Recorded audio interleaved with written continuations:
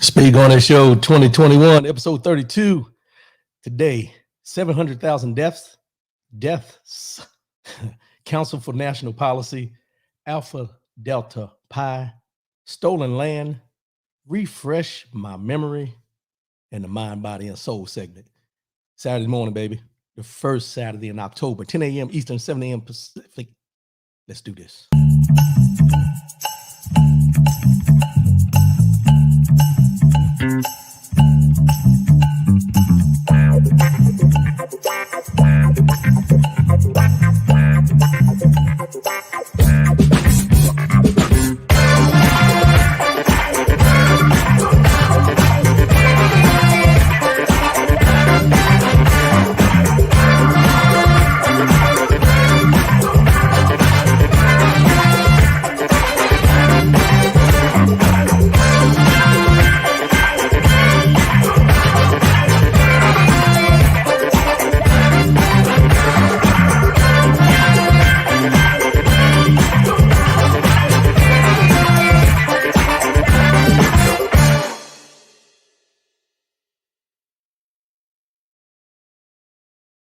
Good morning, good morning, good morning. Welcome to Speak On It. I'm your boy, R.W. Coolins. First and foremost, giving honor to the God who allows me to come at you in this manner on a weekly basis. Good morning, y'all. Good morning. You know, it's the first weekend of October. It's getting a little chilly in the morning. It's getting a little cold, little chilly, a little brisk air starting now. Well, you know, it's that time of year. You know, some of us look forward to it. Some of us don't look forward to it. But we're going to get into that a little later. Good morning, everybody. I appreciate y'all tuning in. rwcoolins.com. That's the website. You can go there, get all the information. The links are there. Facebook, YouTube. We're broadcasting live this morning. Also, you can download after the show on Spreaker.com and Apple iTunes. If you want to listen to the audio, you can download there after the show anytime. Follow, subscribe, do what you do, share, do what you do to all the other podcasts out there, because what we're trying to do is get the information out that a lot of people aren't talking about. So I appreciate what you're doing. If you're sharing, if you're not sharing, start. You know what I'm saying? Just click the button like you always do. Click the button like you do on everybody else's thing. Click it on mine as well. Lady Michelle, good morning. Appreciate your support. Brian Hoodie, appreciate you, bro. Thanks for the support. So we're gonna get into this real quick. Let me get these formalities.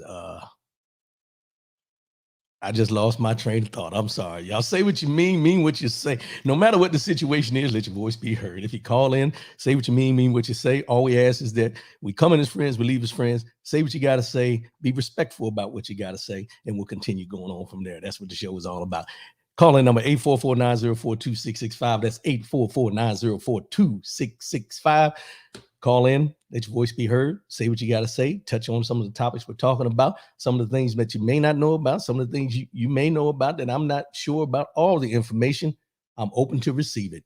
Never a problem with me. If you got something that you can add or you got something that you want to correct me on, feel free. I don't know everything, but I know a little bit about everything. Let's just put it that way. I take my time to try to find out a little bit about everything, so I can't keep it all. I got my notes here and everything, but that's another conversation. But, you know, before we jump into the show, there's a lot of things going on around us, man. And I think as times are, you know, the seasons are changing, the days are getting shorter and everything. I think, you know, summer's come to an end. I think we're looking at things a lot differently. We're dealing with things differently. And, you know, we just need to hold on. We need to continue to hold on like we've been holding on. 2 more months in this year. We're in October, December. Hey, we start another year and we start off on a clean slate all over again. Not that you should wait until the end of the year, but we should be starting off on a clean slate each and every day we wake up, because tomorrow's not promised. The day we get today, the 24 hours we get today, do something that's impactful, do something that means something, and help somebody in those 24 hours you get every day. I'm gonna get off my soapbox on that, but I'm gonna get on my soapbox on this stuff here. Let's get into this, shall we? 700,000 deaths. 700,000 deaths. Now I want you to try to take that in for a minute. 700,000 people in the United States of America have died since the COVID was identified as being what it is. The U.S. surpassed 700,000 deaths from COVID-19 on Friday, 108 days after the country reached 600,000 deaths. Think about it, 108 days ago, we were just talking about 600,000 people that passed in the United States of America due to COVID or COVID complications or complications from COVID. And this was according to the data from the Johns Hopkins University. The U.S. continues to have more COVID-19 deaths than any other country in the world, with Brazil, which has the second highest number, reporting more than 597,000 deaths, while India is third, reporting more than 448,000 deaths. Now, let me pause for a minute and say this. We say there's 700,000 deaths due to COVID. There's all these different mindsets, input, people saying that all the deaths are not attributed to COVID. They're trying to say the numbers are skewed. They're saying if somebody goes in the hospital now and dies, they're attributing it to COVID more than if they die from something else. I don't know. I can't say whether they are, whether they're not. But what I will ask is this question here. Why would anything change as far as how they're identifying deaths now compared to what they've identified deaths before? Why is it with this COVID, everything seems to have some type of sinister portrayal? Why does it seem that now that we have COVID in our midst, that it seems that everything that goes on that revolves around death or sickness, the vaccines we're talking about, everything has to be questioned, everything has to be manipulated, everything is not what it seems to be. And we've never seen anything like this until now. We're talking about everything from the COVID to the election to everything that's going on around you. Everything is being second guessed about whether it's true, whether it's real, whether it's being manipulated, whether it's falsehoods, all this going on around us. And how much are we being drawn into this? Because for me, and I can only speak for me, if someone tells me that someone I know died from COVID, I'm taking it at face value that they died from COVID. I'm not questioning, I'm not doing an investigation, I'm not looking at any of this, because my thing is, if this is what the determination was from the doctors who we're supposed to trust and who we've trusted up to this point, why is it now that we're questioning everything and anything that goes on around science, around medical, around anything that goes on, our politicians, our rules and regulations, the laws, anything that's going on in this world right now, we tend to question. Good morning, OT. Appreciate the support, bro. We tend to question. I just, for me, and I can only speak for me, but for me, the questioning has always been there.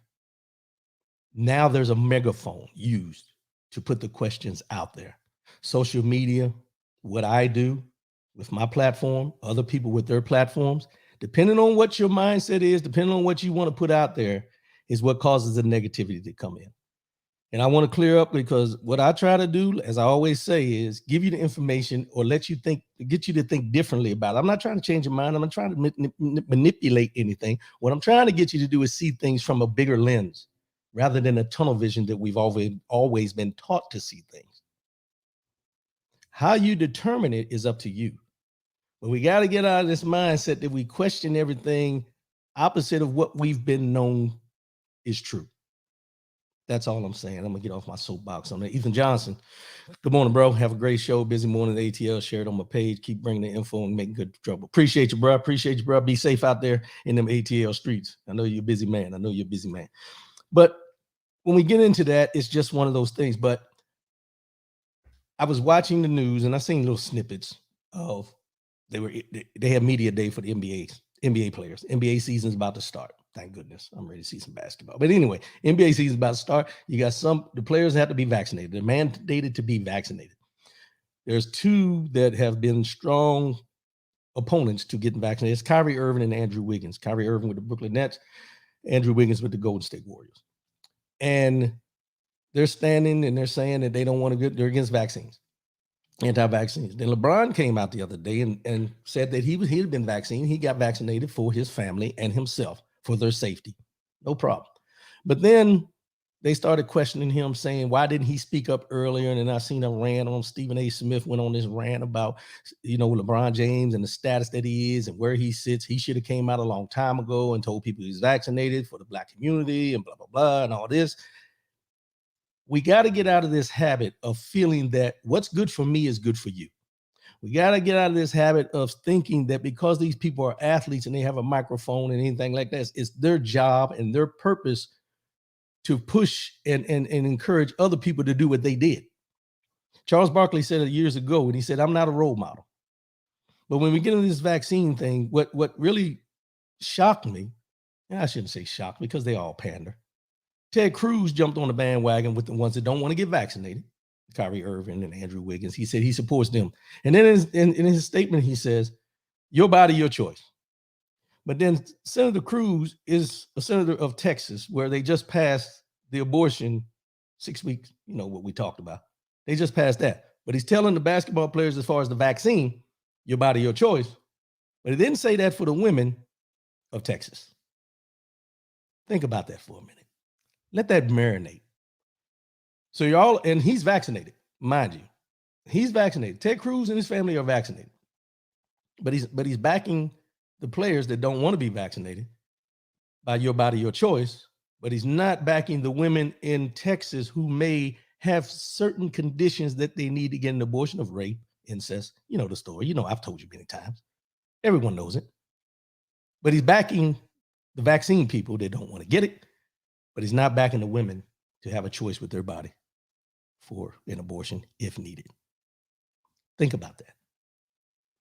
So when you start looking at these things, we all have different opinions about things. We all look at things differently. And yeah, your mindset can change over time. Don't get me wrong. As you read more, you research more, your mindset can change. However, when you're in a position that Ted Cruz is in, Cancun Cruz, let's be real, and the things that he stood for, things he stood against and everything like this, let's just go here.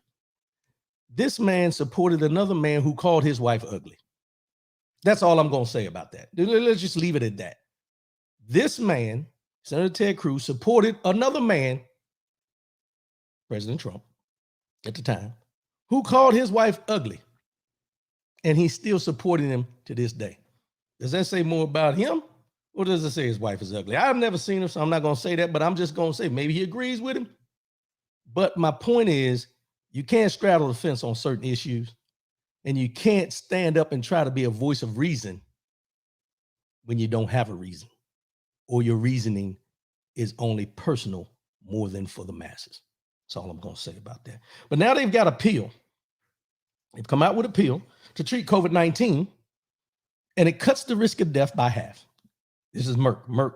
Meanwhile, a pill has been cut. Excuse me. Let me start over. Meanwhile, a pill has cut the risk of hospitalization or death from COVID-19 by half in a study. Merck and Ridgeback Biotherapeutics said Friday. It would become the first oral medicine that fights viral infection for COVID-19 if approved by the U.S. Food and Drug Administration for emergency use authorization. Now, this is what they say. At the interim analysis, Molnupiravir, I'm not even going to try to pronounce the name, it's one of them virs, reduced the risk of hospitalization or death by approximately 50%. 7.3% of patients who received the pill were either hospitalized or died through day 29 following randomization. So out of 385, 28 passed away. But compared with 14.1% of placebo-treated patients, 53,000, through day 29, no deaths were reported in patients who received this pill, as compared to 8 deaths in patients who received the placebo. Merck said it will seek FDA emergency use authorization as soon as possible. It's not a vaccine, but it's a potential treatment for patients infected with the coronavirus. It is an oral antiviral, and experts have said developing such a drug could be the next chance to thwart COVID-19. A short-term regimen of daily pills would aim to fight the virus early after diagnosis and prevent symptoms from developing after exposure. Merck has been producing doses while awaiting the study results and expects to produce 10 million by the end of the year. So what they're saying is this is not the vaccine, this is a pill. And so this is something that they're putting out there that may cause these anti-vaxxers to take the pill rather than take the shot. Just put it out there. So this is something that there's in the process. They're waiting for approval from the FDA. All these things, anything, and this is just me, anything that can be produced at this time that can minimize the threat of when people say vaccine to just taking a pill, we need to make it happen. We need to make it happen because it's going to benefit all of us no matter what, whether you take the pill or not, whether you take the vaccine or not. If you do one or the other, it's going to benefit us all. From what I'm seeing, what I'm reading in that, it's going to benefit us all. And so appreciate the support, bro. Good morning, good morning, good morning. So that's where we're at with that, with the COVID. 700,000 people have died from COVID. 700,000. And the United States has the largest number. Now, as I mentioned, people who say that we're over-reporting. Other countries will say other countries are under-reporting. A death is a death, whether by COVID or however it happens.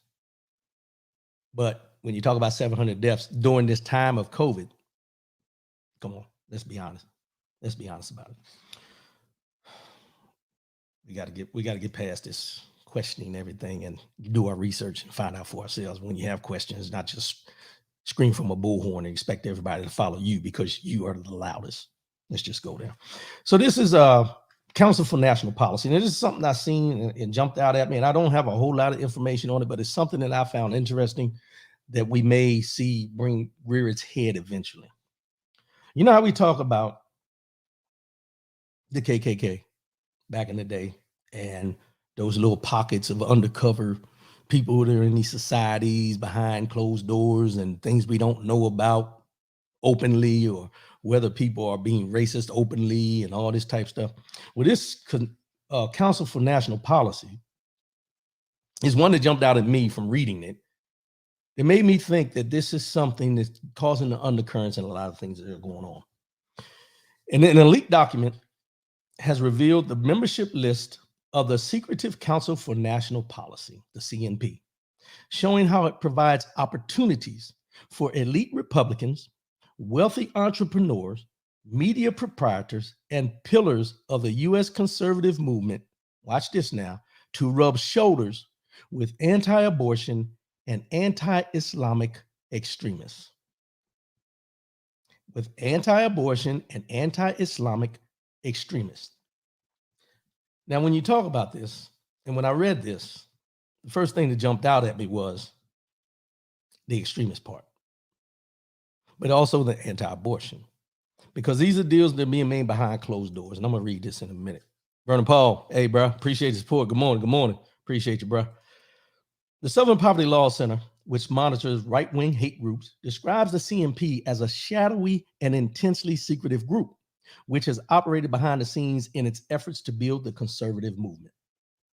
The leaked membership list dates from September last year and reveals the 40-year-old CNP put influential Trump administration figures alongside leaders of organizations that have been categorized as hate groups. The group was founded in 1981 by activists influential in the Christian right, including Tim LaHaye, Howard Phillips, and Paul Weyrich, who had also been involved in founding and leading the Moral Majority. Initially, they were seeking to maximize their influence on the new Reagan administration. In subsequent years, CNP mediums have played host to presidential aspirants like George W. Bush in 1999 and Mitt Romney in 2007, and sitting presidents including Donald Trump in 2020. The CNP is so secretive, according to reports, that its members are instructed not to reveal their affiliation or even name the group. Now, that's where, for me, the water gets a little muddy.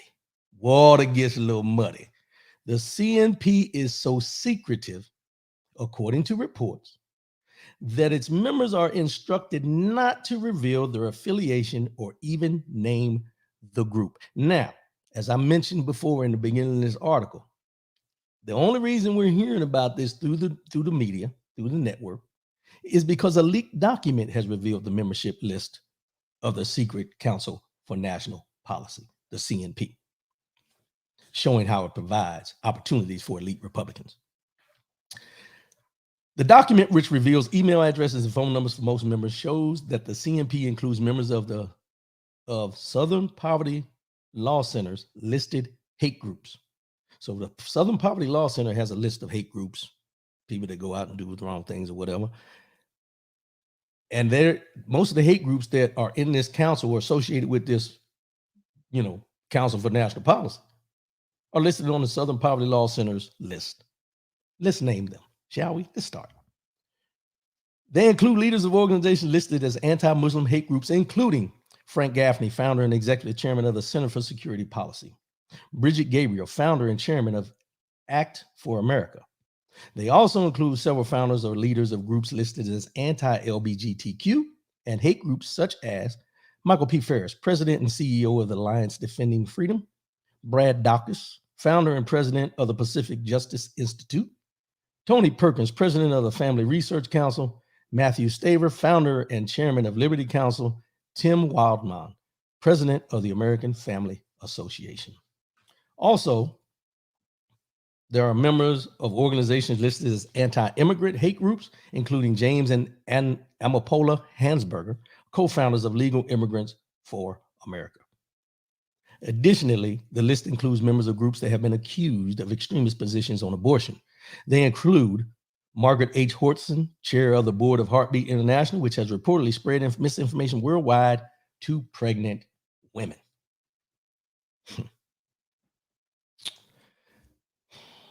Good morning, Deborah Harris. Appreciate the support. Thank you for tuning in this morning. So I named a lot of those groups. You probably don't know them.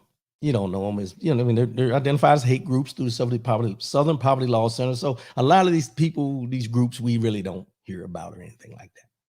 But what should alarm you about these groups is this Council for National Policy is set up for these groups to be able to rub elbows with your politicians. And the main politicians they're rubbing elbows with are the conservative Republicans.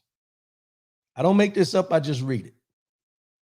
But these are the things that this secret behind closed doors, why we can't get legislation passed, why abortion is such a big issue, and all these hate crimes going on, and what the discord is with the LGBTQ community and all. This has nothing to do at the low level.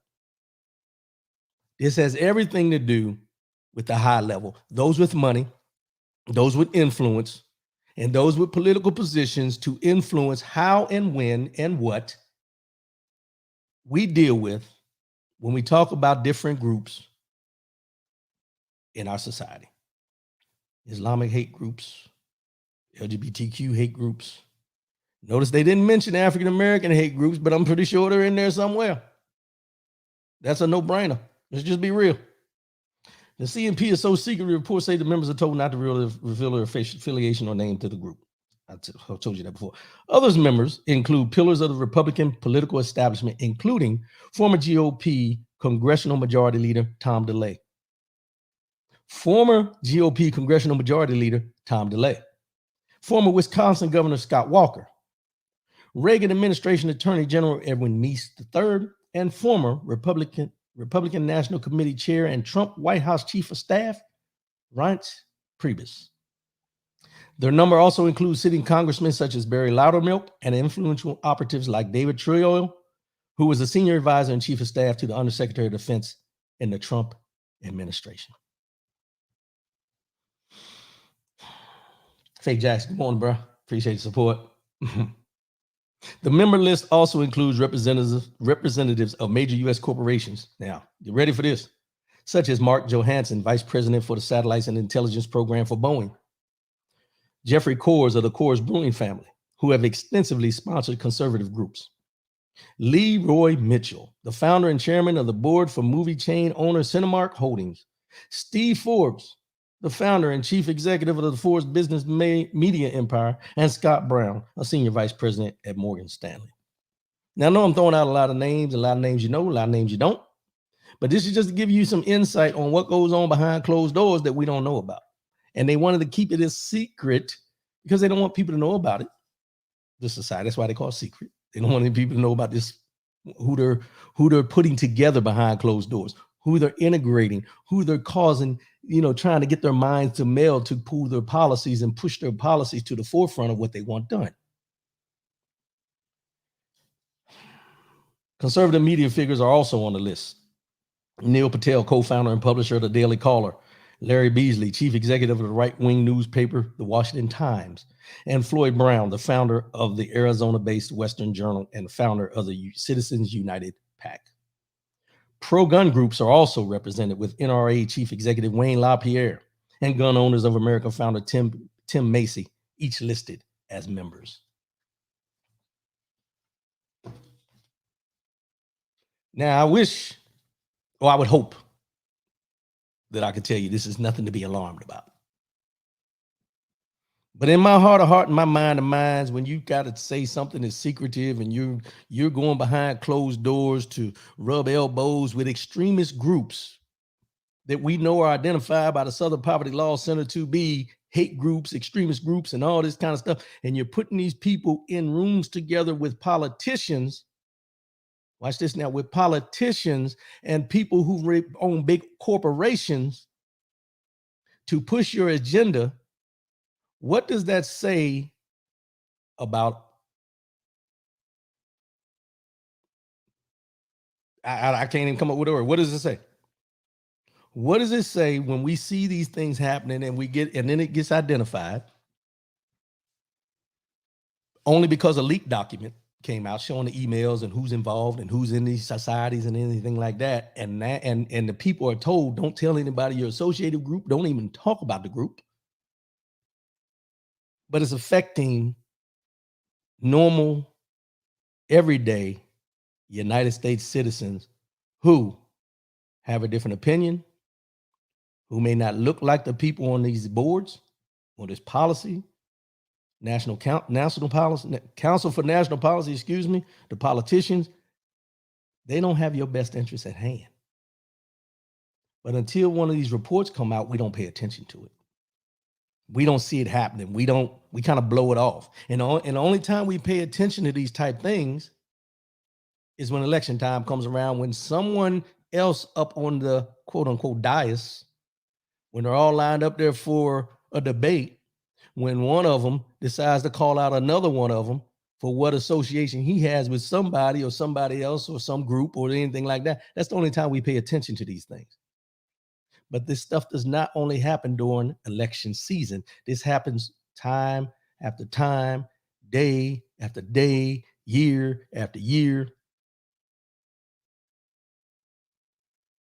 And a lot of it we don't know about. This is just one that we know about. What about all the other secret societies that they have out there that are there specifically to thwart? Y'all like to thwart the freedoms that you think you have compared to the freedoms that they want you to have. The ability to be a part of the LGBT community and voice your freedoms and feel free and do what you got to do. But then you got the hate groups that are behind the closed doors with the politicians going in there and writing legislation to prevent you from having the freedoms that you think you have. The pro-life people who are behind closed doors with the politicians and with the extremist groups about abortion, and they're writing policy and legislation like they did in Texas. But we get so caught up in whether, the COVID-19 deaths are real and all these type things, or who got, who's sleeping with who on Love and Hip Hop, and why Portia's not returning to the Real Housewives of Atlanta and Kardashians and reality TV and all these other things going on around us, but we're not paying attention to the things we need to. We're not paying attention to the people who are taking away your rights on a daily basis that you know nothing about until it's written into law. I'm guilty. You're guilty. We're all guilty. Now, I say that, but if it's a secret society, when will we find out about it unless it's reported by someone? Or unless someone goes, quote unquote, rogue and leaves the organization, then tries to tell it all. And then when he tells it all, he's lying. He has an axe to grind against the organization because the organization didn't want him no more. The normal thing that they do when these things happen. And as I always tell you guys, pay attention. Don't pay attention to what's in the mainstream media and what they're reporting on the news on a daily basis. Read. And don't just read one, read multiple. sources.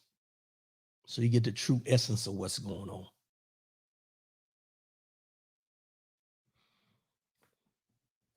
It's scary. Let's just be honest about it. It's scary. It's scary because we've seen these things happen over time. And I will put this out there. When we say systemic racism, this is what we're talking about. Because I'll go out on a limb and I'll say everybody within this council, being that it's a secretive council, no matter how many black conservative Republicans you got in the Republican Party, I guarantee that ain't none of them in this organization because they weren't invited to the table.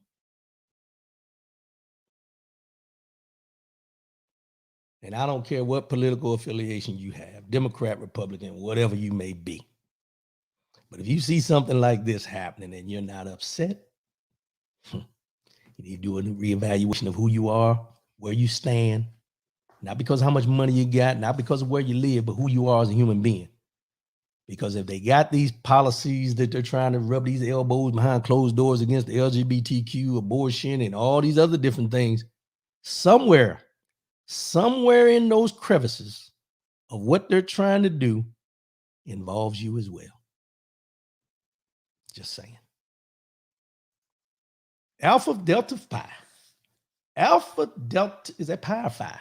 You know, I ain't never been a fraternity dude. Well, I 7D. That was old, you know, long time ago. We won't get into that today. We'll talk about that some other time. Alpha Delta Pi.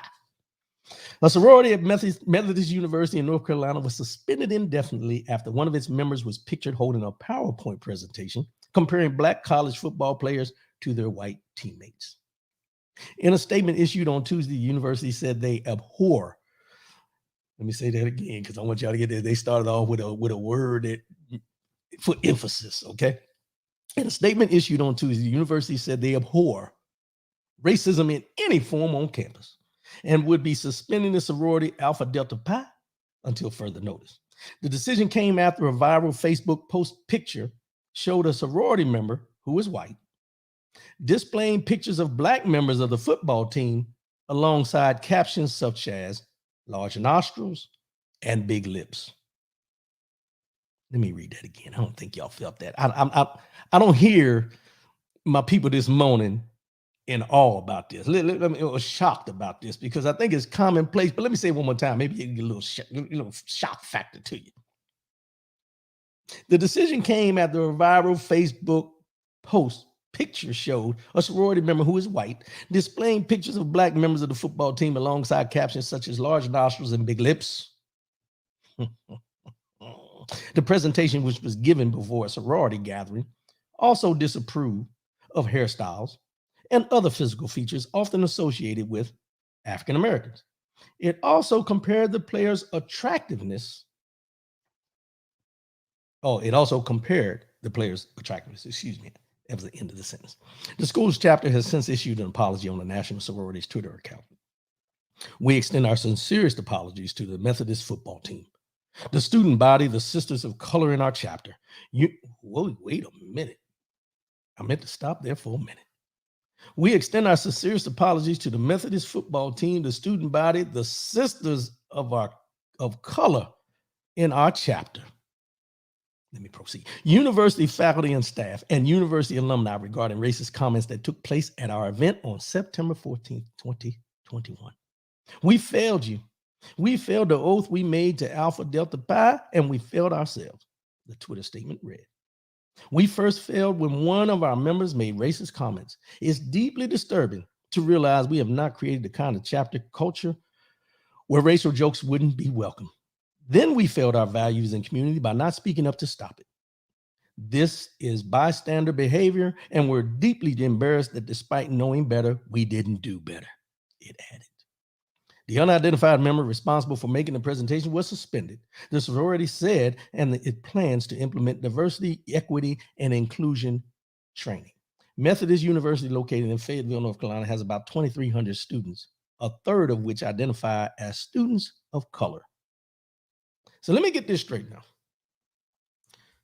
Somebody found time to put together a slideshow presentation, not just for themselves, but for the sorority as a whole. And then someone took a picture of what was on the slideshow presentation, decided to post it on Facebook. And now, after reading this, I'm finding out that there are sisters, women of color in this sorority.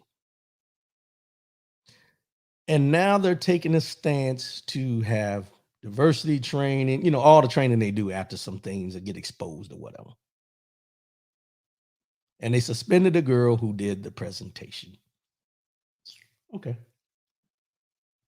And they suspended the sorority. So all the women of color are sacrificial lambs because the sorority is suspended. So they're not sorority sisters in the sorority no more because of one who chose to do a PowerPoint presentation, but of the sorority who allowed this to happen because obviously, even though they had people of color or women of color in the sorority, they didn't take the time to recognize that there were issues within the sorority before it got to this point. Just me from the outside looking in. You can't tell me that somebody just woke up yesterday and decided they were going to do a PowerPoint presentation. There had to be rumblings somewhere in there before it got to the point where someone felt comfortable enough to take pictures and put them in a slideshow presentation and present it at a meeting with everyone and the women of color that are in the sorority. Am I reaching? Maybe. But this stuff just doesn't happen overnight. It happens over many nights where people build up the courage to do these things, and then people want to react to it.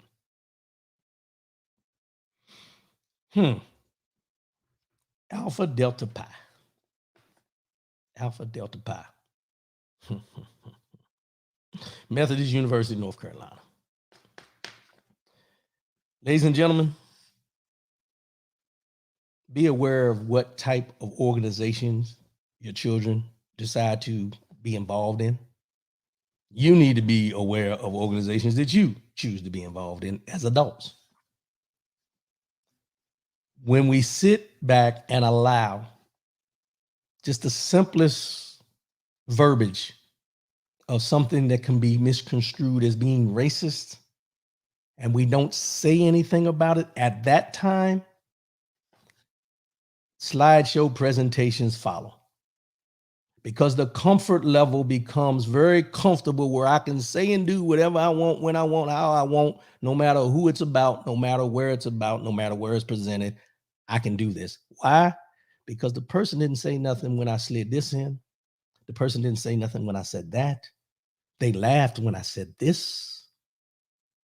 This is where we need to be cognizant of we're the audience. We have a say in what is said around us. It goes back to what I said before. We can't continue to go around calling each other the N-word, calling females calling each other the B-word, and all these different names that we say are terms of endearment, and then get upset when someone else uses that word or decides to do slide presentations presenting us in that manner because we gave them the ammunition to do it. Now, I'm not saying it's right, but a certain amount of accountability has to fall back on us to correct these things in the process of them happening.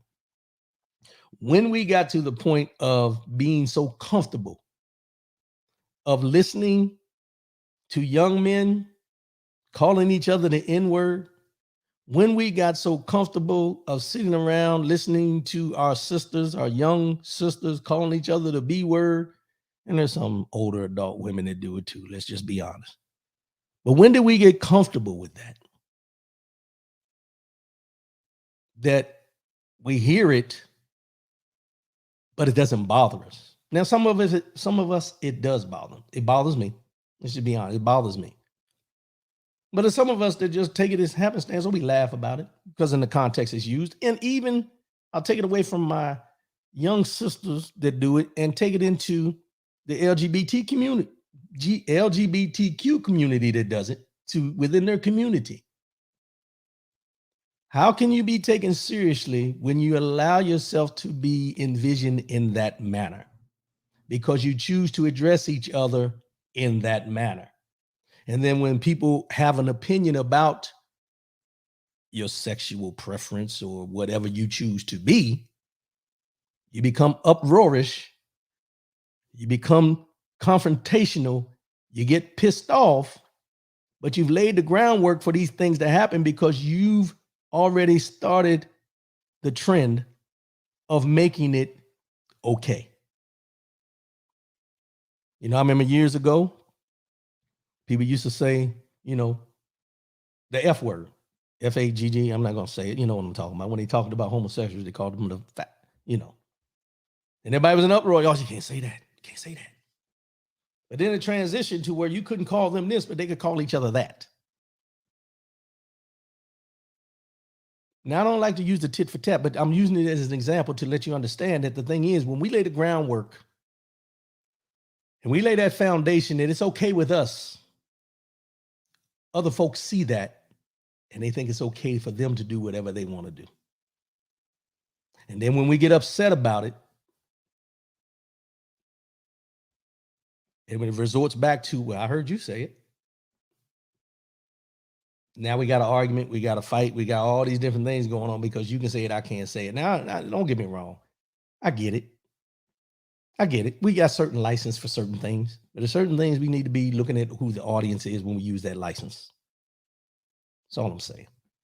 But then when you see these things like this and we become upset and in an uproar and all this kind of stuff, then we want to change things.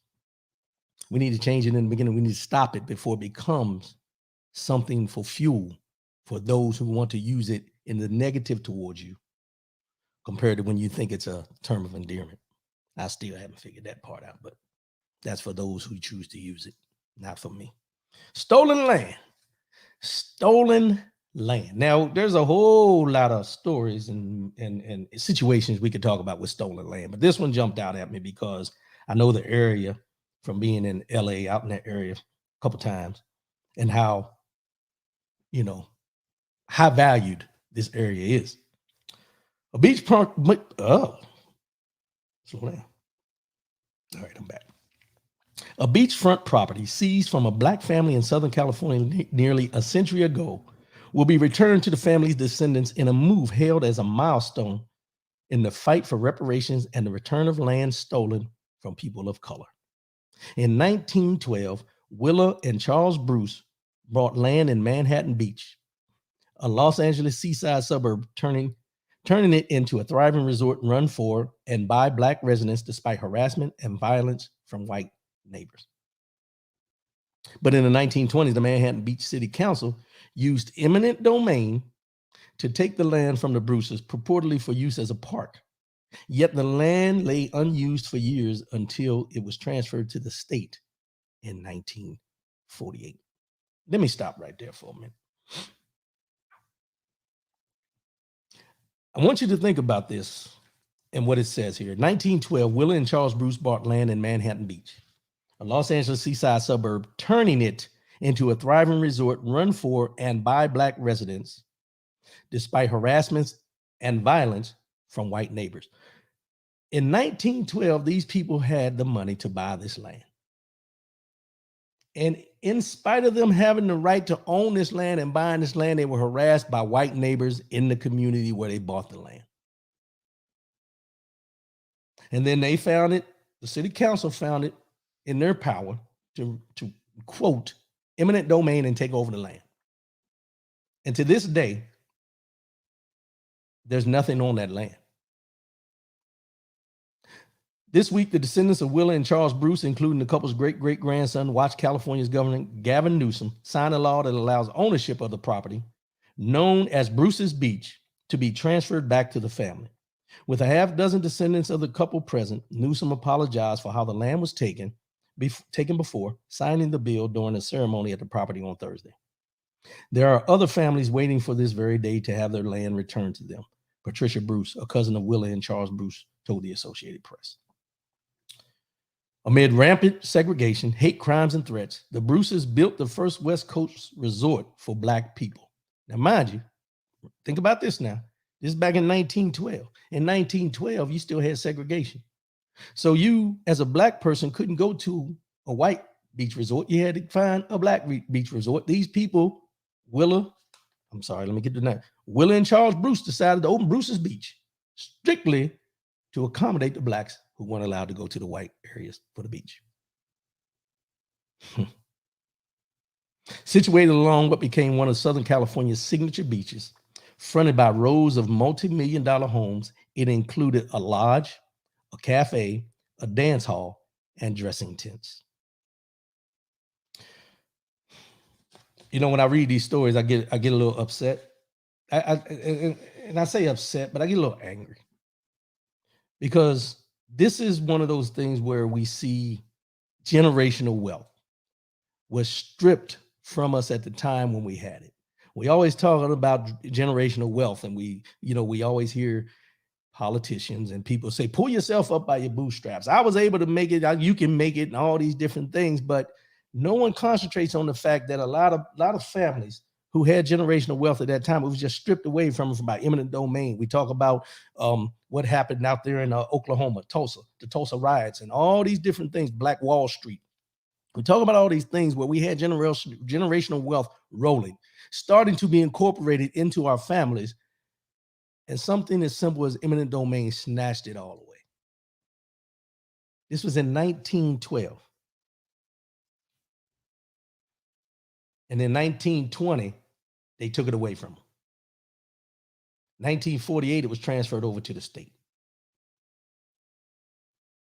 Think about the amount of wealth the Bruce family would have to this day if they had still owned that land from 1920 to today. But as of today, when it's given back to them, they're starting from scratch. Multi-million-dollar homes are in that area, but they're starting from scratch. Generational wealth wiped away. And now they got to start from scratch in 2021. Think about that. From 1912, when they first opened, to 2021, look at all those years that they would have been building their generational wealth over and over again. Just from that land that's on that beach in a high valued area, then now they got to start over again and go back and try to build that wealth from today. Because someone chose to take the land away from them that they truly owned, because they used the loophole called eminent domain, which we've all heard in different areas and different places, that they've done it over and over and over and over again to people that look like us. In Manhattan Beach, the population of 35,000 is more than 84% white and 0.8% black, according to the city website. This year, the city council formally condemned the efforts of their early 20th century predecessors to displace the Bruces and several other black families.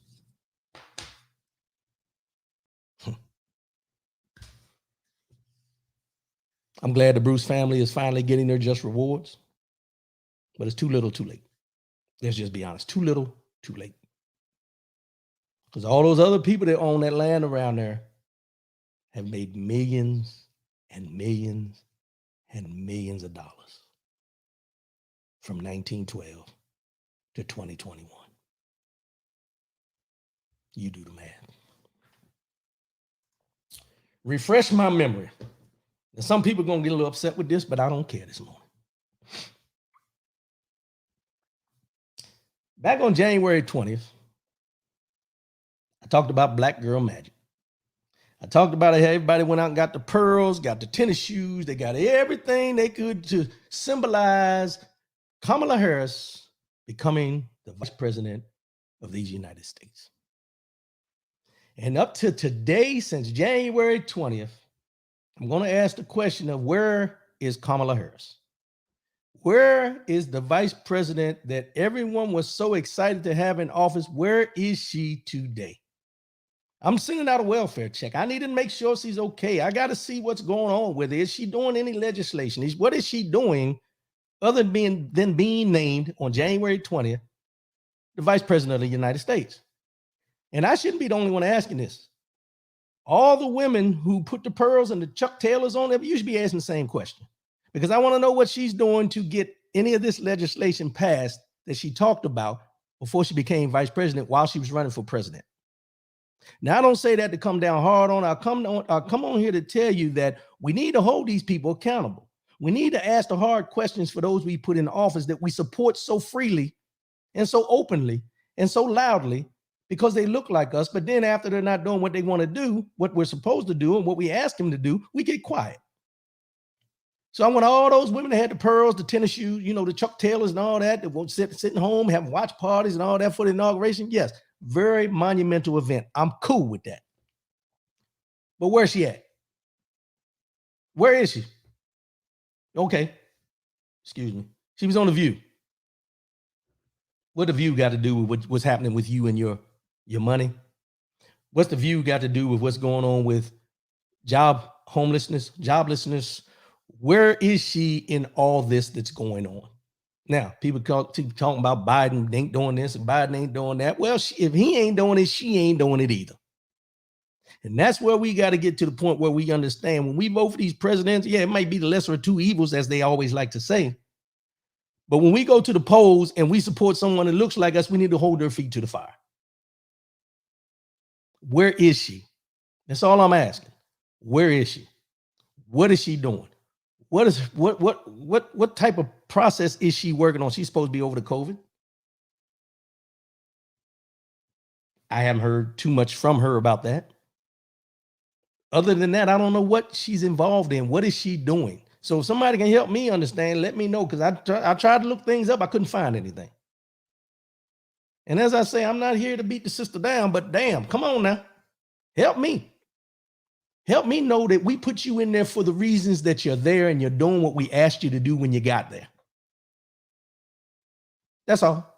Don't just make appearances on TV shows. And what are you doing? The border. We only hear your name when the border comes up. I haven't seen you. I haven't seen you come out and talk about the border or what's going on or what's going to happen. I haven't seen anything. And people will say, well, in the past, the vice president's not this. He's not seen. He's not this. Stop. What's happened in the past, happened in the past. We put her in there. She's the first. Let's go here. As much as I don't like to say this all the time, but she's the first. And the first should be trying to change the dichotomy of what's happened before her.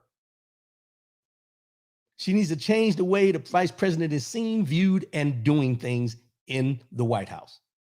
Where's she at?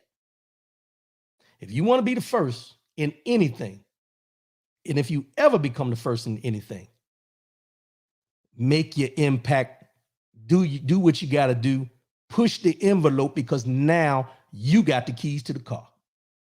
Push the envelope for what you know needs to be done. Push the envelope for what you know you want to do. And push the envelope to change the way it's always been done. Shake it up.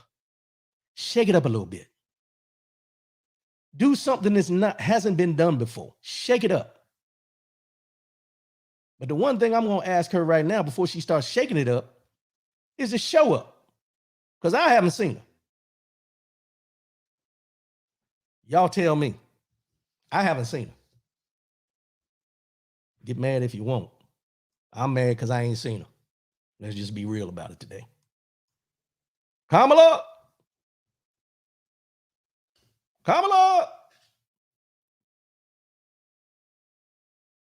Still no signs. Still no signs. Tell her call 844-904-2665. Or she can hit me on the email, rwcoons@yahoo.com. Just tell her to reach out. Somebody help me. I'm just saying. We got to get better at what we do and who we choose. Just saying. Mind, body, and soul segment. This is the year 2021. We're taking it one day at a time. It's about self-help, self-care. One day at a time. We're coming up with 2 months out before the new year. People are going to be starting to make resolutions and all that, but it should be lifestyle changes. So remember that going into 2022 as we get closer. But we concentrating on 2021 right now. And this is something that came to me the other day in one of my conversations with my coworker, Brian Hoodie. And it's very simple, but it's something that we don't think about in the big scope of things. So let me break it down. Learn to recognize the end of a season. Learn to recognize the end of a season. Now, I mentioned in the beginning, we're in the first week of October, first weekend of October. So we consider this fall. Waiting on the leaves to turn colors, fall off the trees, and then we're waiting on winter when we got to put the big coat on, because there's only 4 seasons: spring, summer, winter, fall. 4 seasons in a year. But this is not dealing with the seasons that we deal with as far as weather. This is dealing with seasons of people in your life. We need to learn to recognize when a season has ended. Because what happens is we have people in our lives, they always have that state, what to say, people come in your life for a reason, a season, and a lifetime. But sometimes that season becomes longer than it needs to be. We hold on to people in our lives because we're loyal to a fault. We keep people in our lives not because of what they can do for us or anything like that. We keep people in our lives because it's uncomfortable for some of us to cut people loose. But you have to learn to recognize that some seasons have to end at the time they're supposed to end. Keeping these people in your lives causes your life more turmoil than happiness. We come to a point in our lives where we have people that cause turmoil, that cause chaos, that cause all these different things around us, and we still keep them. Why do we keep them? Because we keep them as a comfort. We keep them as a crutch. We keep them for reasons unbeknownst to us to make us feel better about ourselves in most cases.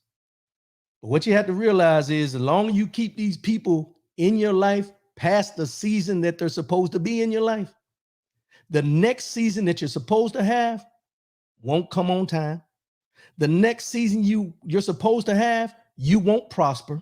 The next season that you're supposed to have will have as much chaos as the last season because you held on to this season and this person in this season past their expiration point. I say all that because what we need to realize is this. Everyone in your life is there for a reason. Everyone in your life is there for a season. We have to recognize the ones that are there for the season and those that are there for a lifetime. Because you can have people in your life for a lifetime that have the same chaos, the controversy, and all that around them. But most of the time, those people that are in your life for a lifetime that have that around them, that controversy and all that, they family. Let's be real about it. Those people that are in your life for a lifetime that have all that chaos and controversy are family. And the reason we hold on to them so long and keep them in our lives is because they're family. But there's those other folks. There's those other folks that you have loyalty to that you need to cut loose. You need to let them go. Stop holding on to them, because the longer you hold on to them, the less your growth will happen. The things around it that you want will never come to fruition because you're holding on to that season that has had an expiration date way past its time. Let them go. Cut them loose. You don't have to be mean about it. You don't have to be vulgar. You just let them know the relationship that we have, I've outgrown. It's time for me to grow to another level. And in order for me to get to the next level, I can't have you in my life in that way. So it's best that we maybe still communicate from a distance. But what we've been doing, I can't continue to do. It's that simple. And if they can't accept that, then you have to think about it this way. If you tell somebody honestly where you're at, where you're trying to go, and what you're trying to do in life, and they can't accept it, the question you have to ask yourself is, was that person truly a friend? Or were they there for a reason and you didn't recognize it and you chose to keep them for a season that you shouldn't even have them? You do the math, you figure it out. I'm just here to give the message. That's simple. Some people got to go. Some people need to go. Let's wrap this thing up for today. I appreciate everybody tuning in today. We'll be back again next week. Same bat time, same bat channel. You remember from Batman back in the day. Same but 10 a.m. Eastern, 7 a.m. Pacific. And as I mentioned earlier in the show, when I'm talking about these things, we need to pay attention. We need to be mindful. We need to read. We need to research. We need to understand what's going on around us and stop being blind to the fact that because it's not affecting me directly right now, that it doesn't matter to me. Everything that's going on around you impacts you somehow, some way. May not hit you today, but 2 months from now, when it shows up on your doorstep and you open that door, don't be surprised because you allowed it to fester. You allowed it to grow, and you allowed it to become bigger than it needed to be when it showed up at your doorstep, where you could have stopped it before it even rang the doorbell. As I always say before I sign off, love yourself, love one another, keep your head up, and most definitely keep your faith in God. I'll see y'all again next week. I appreciate y'all. I love y'all, and I'm out. Holla at your boy. Peace.